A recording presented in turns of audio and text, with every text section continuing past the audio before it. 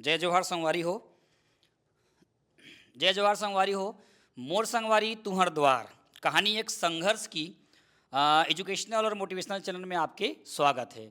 जैसा कि आपको ज्ञात है कि आज मैं एक ऐसे छात्र के पास पहुंचा हूं जहां पे बीएससी नर्सिंग से जुड़े हुए अपने पढ़ाई के बारे में बताएंगे। तो आप हमारे चैनल में बने रहिए। तो सीधे अब चलते हैं मोर संगवारी तुहर द्वार। मोर संगवारी तुहर द्वार में सबसे पहले आपका स्वागत है। Thank you sir. तो आज हम बात करेंगे राधा देवांगन जी से, और ये वर्तमान में जो है बीएससी नर्सिंग की पढ़ाई कर रहे हैं और ये अपोलो कॉलेज अंजोरा में स्थित है। तो आज आपको तमाम ये देखने को मिलेगा कि बीएससी नर्सिंग की पढ़ाई में कैसे पढ़ाई किया जाता है, क्या क्या सब्जेक्ट होता है और उसका जो मेन जो प्रारूप होता है, रोड मैप होता है, उसके बारे में बताएंगे। तो सबसे पहले राधा जी, मैं ये सुनना चाहूँगा आपसे, दर्शकों को ये बताना है कि आपकी जो प्रारंभिक पढ़ाई है वो कहाँ से शुरू हुई? सर मेरी प्रारंभिक पढ़ाई पंडित मोती स्कूल से हुई है। वहाँ से पहली से पाँचवीं तक मैं वहाँ पढ़ी हूँ। और वहाँ गोपाल सर थे जो मुझे बहुत सपोर्ट किए आगे बढ़ने के लिए।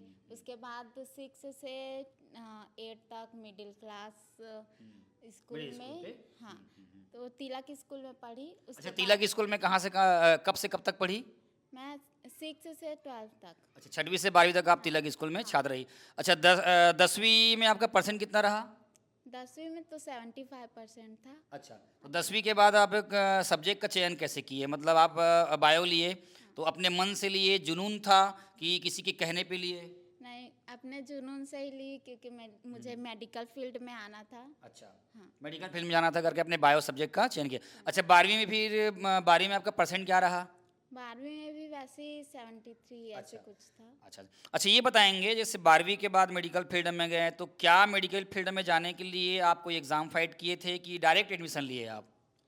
हाँ, उसके लिए पीएनटी का, नर्सिंग का इंट्रेंस एग्जाम दिलाना पड़ रहा था। अच्छा, अच्छा। तो इंटर एग्जाम में रैंक के हिसाब से आप वहाँ तक पहुँचे थे।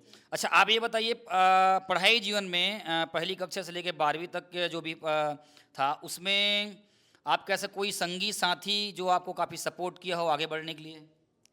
साथ में फ्रेंड थे जैसे जागृति, ये सब साथ में पढ़ते थे हम लोग ट्यूशन में, ये सब सपोर्ट तो करते थे। सपोर्ट करते थे।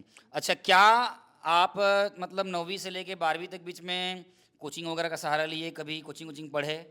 हाँ सर, रवि सर के आरसीसी क्लास में कोचिंग की हूँ मैं। अच्छा। जो बहुत ही अच्छा पढ़ाते थे, कॉन्सेप्ट पूरा क्लियर करते थे केमिस्ट्री का। अच्छा, तो अब मेरे को ये बताइए कि जब आप बीएससी नर्सिंग में अपोलो कॉलेज में जब वहाँ पे आप एडमिशन लिए, तो एडमिशन लेने के बाद जब पहली बार जब पढ़ाई पहला क्लास जब गए तो कैसा फील किए? क्या आपको डर लगा कि एकदम जुनून था कि पहले ही दिन से आप में एकदम मतलब कहना चाहिए चिकित्सा के मतलब क्षेत्र में एकदम जाना है, जो उस उमंग के साथ जाना है, एकदम सफल चिकित्सा वो बन के आना है करके?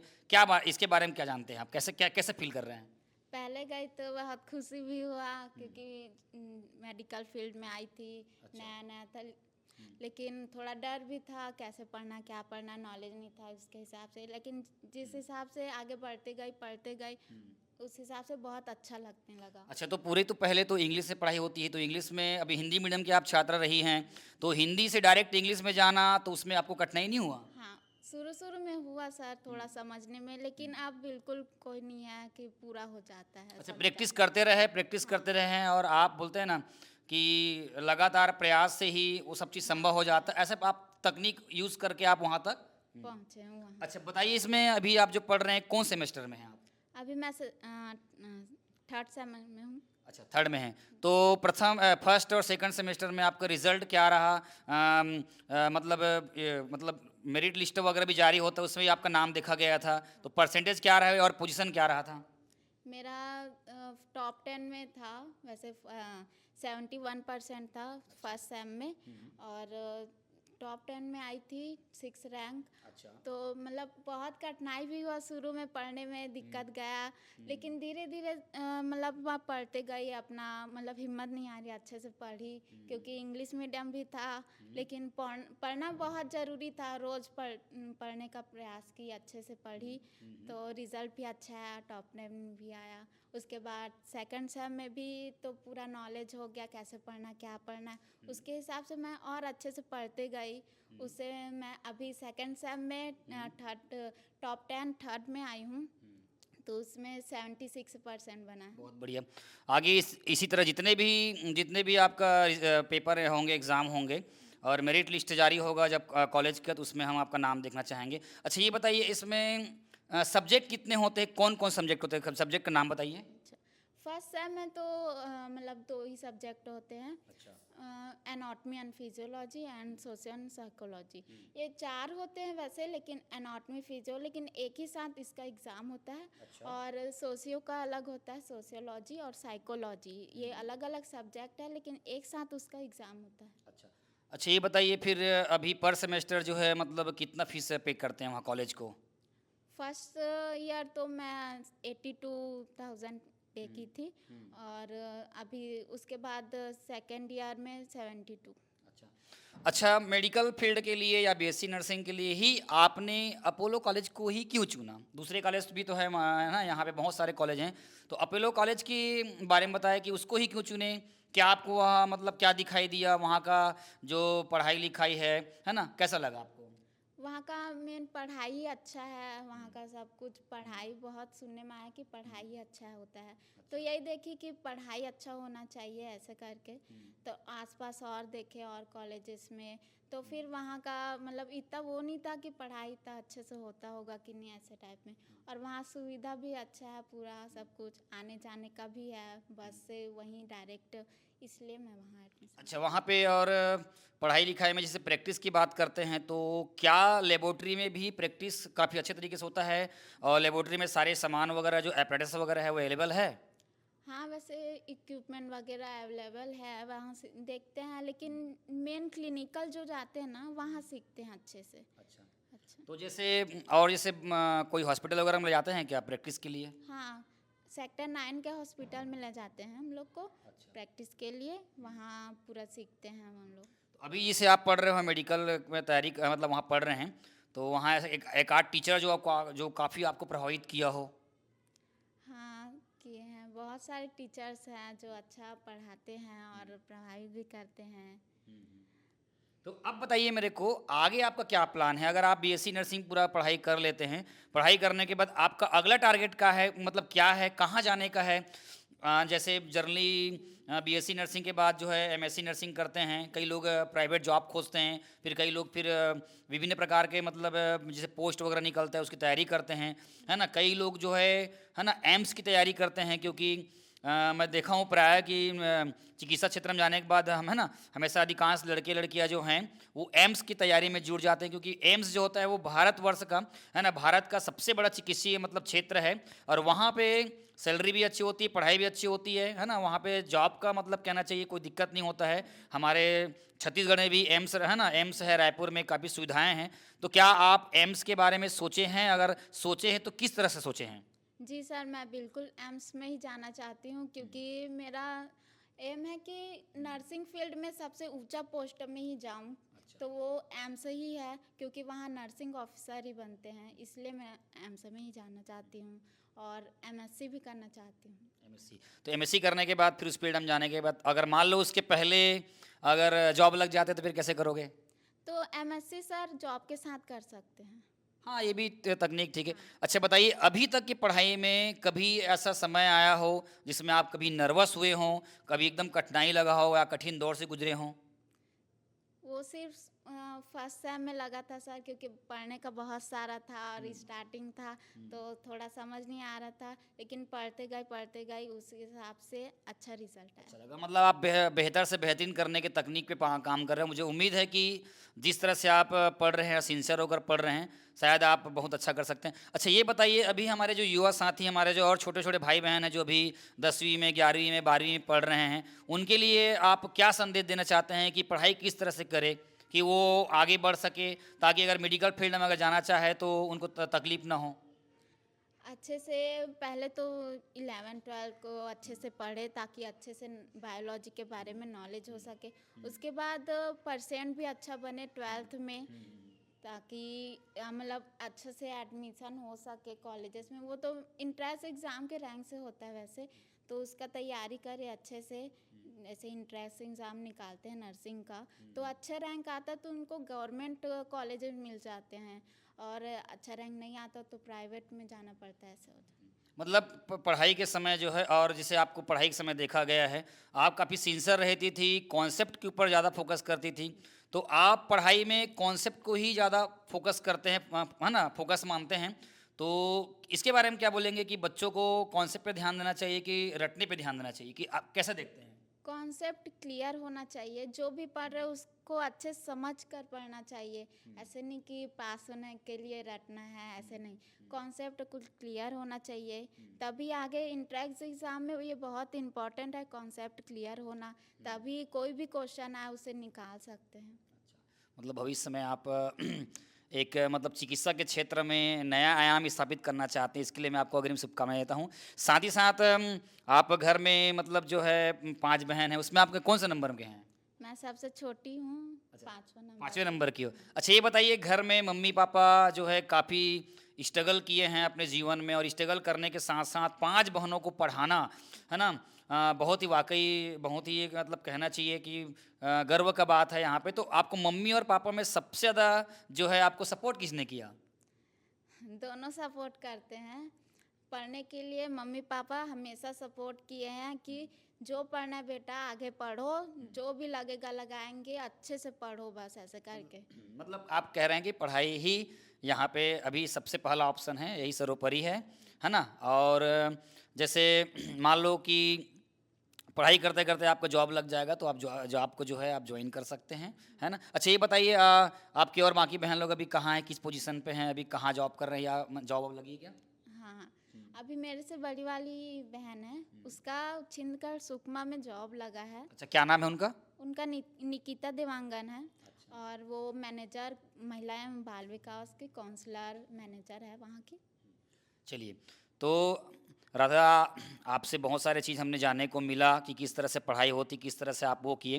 तो आगे मैं आपके है ना, बेहतर भविष्य के लिए शुभकामनाएं देता हूँ कि आप मेडिकल जो ऑफिसर ही बन के आप निकले, और एम्स जैसे प्रतिष्ठित इस है ना संस्थान में आप पढ़ाई करें और वहाँ पे जॉब करें, और चिकित्सा के क्षेत्र में मानव कल्याण के लिए नया आयाम स्थापित कीजिए। तो ये आप देख रहे थे, है ना, देख रहे थे। अब मैं इनके पेरेंट्स से बात करना चाहूँगा कि किस तरह से पढ़ाई जो है यहाँ तक चला है। तो मैं उनके पेरेंट्स से बात करूँगा। आदरणीय देवांगन जी, आप यहाँ आएंगे। तो अभी हम राधा देवांगन से बात कर रहे थे। हमारे बीच जो है राधा देवांगन के पापा जी हमारे बीच मौजूद हैं। उनसे बात करते हैं कि अपने बच्चों की पढ़ाई जो है किस तरह से किए।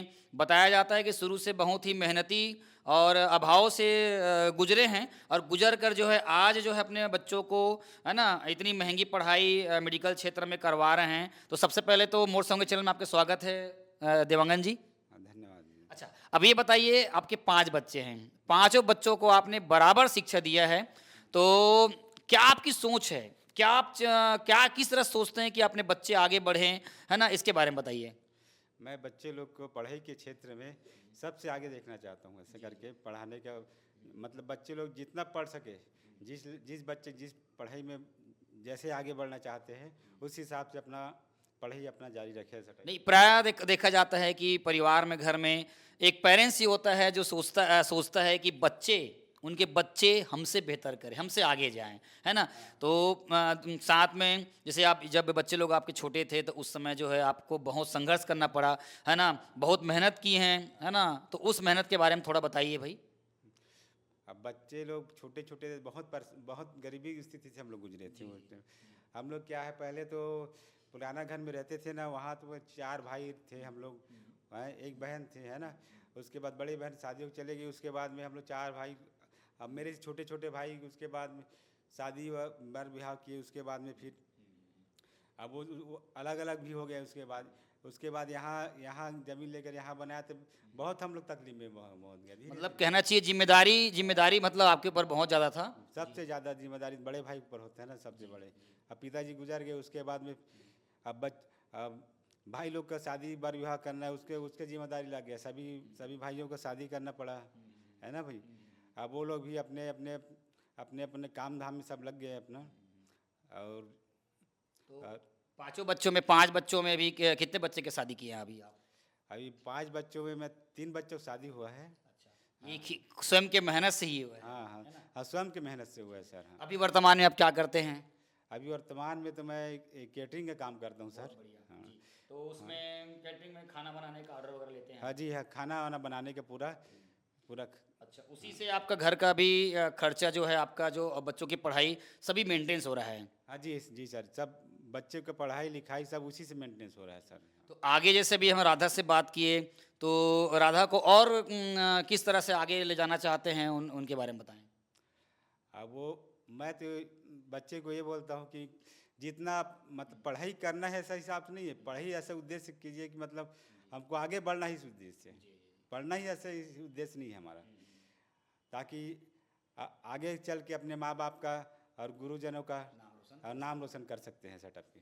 बहुत बढ़िया कर रहा है। और एक वर्तमान महंगाइयों को और ना परिस्थितियों को देखते हुए 4-5 बच्चों को पढ़ाना फिर शादी करना बहुत बड़ी जिम्मेदारी की बात लगता है। इसके बारे में आप क्या कहना चाहेंगे? वो तो जिम्मेदारी तो माता पिता का रहेगा ही सर, बहुत जिम्मेदारी हो जाता है बच्चों लोग के पढ़ाना लिखाना। देखो बचपन से पढ़ाना लिखाना, उसके बाद शादी करके वो चले भी जाती है, उसको तैयारी करना बहुत बहुत दिक्कत जाता है बच्चे लोग को।